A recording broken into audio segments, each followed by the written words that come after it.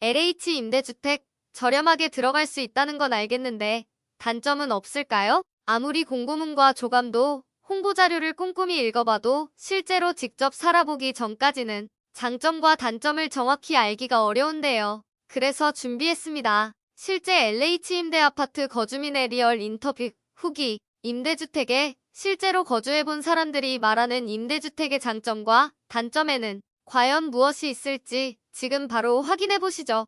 구독과 좋아요, 알림 설정은 영상 제작에 큰 힘이 됩니다.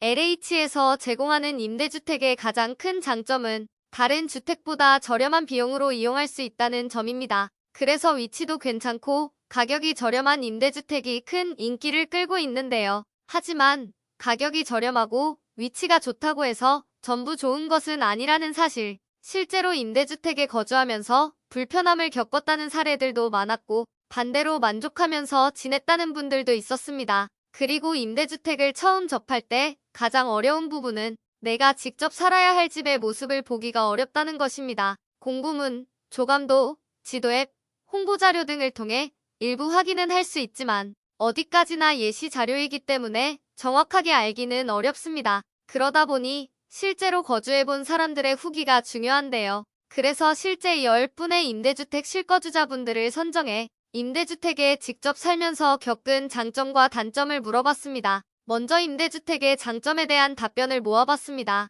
첫 번째 질문, 임대주택의 가격이 정말 저렴한가요? 미사강 변신도시 임대주택에 거주 중인 30대 이땡땡님의 답변입니다. 네, 저렴하긴 하죠. 아무래도 시세보다 더 낮은 가격대로 임대를 할 수 있다 보니 금전적인 부담이 덜한 것 같아요. 보통 주변 시세보다 70%에서 80% 정도 가격대로 형성되는 것 같은데요. 상호전환을 하면 월세 부담도 줄어서 더 좋은 것 같아요. 두 번째 질문, 요새 전세 사기가 많다던데 LH 임대아파트는 그런 걱정 없나요? 파주운정삼 국민임대주택 거주 중인 20대 임땡땡님의 답변입니다. 맞아요. LH 임대아파트는 그런 걱정 안 해도 돼서 좋은 것 같아요. 제 주변에 집을 구하는 친구들은 전세 사기 걱정을 하더라고요. LH 임대아파트는 정부에서 운영하는 거라 복비도 없고 전세금 떼일 걱정도 없고요. 내 보증금이 안전하다는 사실만으로도 정말 안심이 되는 것 같아요. 세 번째 질문, 집 내부 상태는 좋은 편인가요? 화성동탄이 행복주택 거주 중인 30대 박땡땡님의 답변입니다. 이건 임대주택별로 차이가 좀 있을 것 같긴 한데요. 여기도 그렇고 대부분 신축 건물들이 많아서 좋은 편이라고 생각해요. 지은 지 얼마 안 돼서 공용시설도 깨끗하고요. 처음에 입주하기 전에 집이 더러우면 어떻게 하지 걱정을 많이 했는데 의외로 엄청 깨끗해서 만족하면서 살았던 기억이 있네요. 네 번째 질문, 주변 시설은 좋나요? 교통이랑 편의시설 등이 잘 갖춰져 있는지 궁금해요. 평택고덕 행복주택 거주 중인 20대 조땡땡님의 답변입니다. 네, 주변 환경이 잘 갖춰져 있다고 생각해요. LH에서 입지를 선정할 때 주변 환경도 신경 쓴다고 들었던 것 같은데요. 저는 아니지만 제 친구가 거주하는 임대주택 바로 앞에는 역까지 있다고 하더라고요. 물론 모든 임대주택의 입지가 좋은 건 아니겠지만 좋은 곳도 꽤 있는 것 같아요. 다섯 번째 질문, 하자 생기면 대처를 잘해주나요? 서울 수서 행복주택 거주 중인 30대 김땡땡님의 답변입니다. 네, 하자 대처는 정말 잘해주는 것 같아요. 이게 알아보니까 LH 임대주택은 법적으로 하자 신청을 하면 15일 이내에 접수하고 수리해줘야 된다는 게 있었나 봐요. 그래서 화장실 타일이 금갔을 때나 문 손잡이가 고장났을 때 빠르게 대처를 받을 수 있었어요. 물론 방음이나 층간소음 같은 거는 해결이 어렵지만요. 그런 게 아니면 웬만한 하자는 빠르게 대처해주는 것 같아요. 다음으로 임대주택의 단점에 대한 답변입니다. 첫 번째 질문,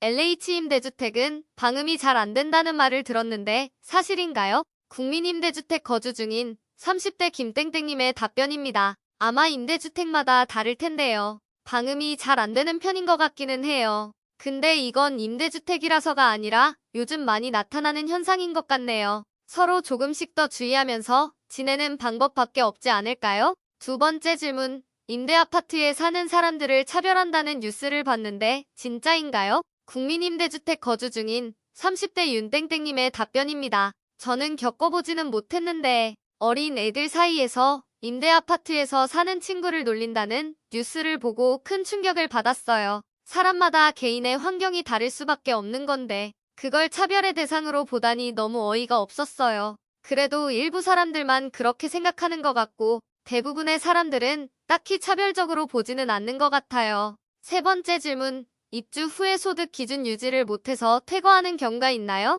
행복주택 거주 중인 30대 박땡땡님의 답변입니다. 네, 꽤 있더라고요. 소득이 많아지거나 가구 수가 늘어 소득 기준을 초과해서 퇴거 통보를 받은 분들 얘기를 들었는데요. 물론 바로 쫓아내진 않고 소명할 수 있는 기간을 주고 나갈 때까지 3개월 정도의 시간을 준다고 하더라고요. 그래서 웬만하면 공고문을 잘 확인하는 게 중요한 것 같아요. 네 번째 질문, 관리비가 비싸다고 들었는데 진짜인가요? 행복주택 거주 중인 20대 송땡땡님의 답변입니다. 주택마다 다르겠지만 최근에 뉴스를 봤는데 관리비를 실제보다 더 많이 청구해서 논란이 됐던 임대아파트 사례가 있더라고요. 사실 관리비 청구서가 나와도 하나하나 세세하게 살펴보진 않잖아요. 그래서 저도 그러려니 하고 있었는데 그 뉴스를 보고 난 후부터 괜히 관리비를 더 내고 있는 건 아닌지 찝찝하더라고요. 이건 임대아파트만의 문제가 아니라서 여러분도 시간이 되면 관리비 청구서를 한번 꼼꼼하게 읽어보고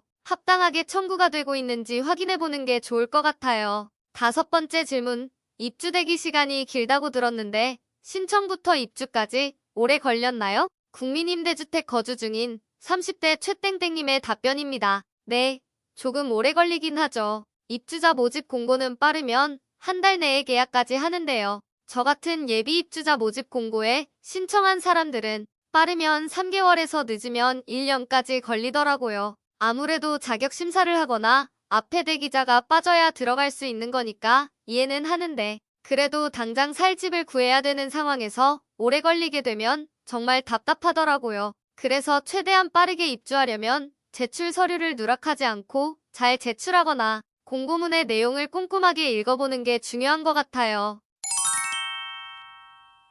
지금까지 LH 임대주택에 실제로 거주하는 10명의 답변을 봤는데요. 그 전에 꼭 기억해야 할 사실이 있습니다. 임대주택은 환경과 조건이 모두 다르기 때문에 해당 인터뷰는 참고용으로만 보시길 바랍니다. 여러분의 좋은 집 찾기를 응원할게요.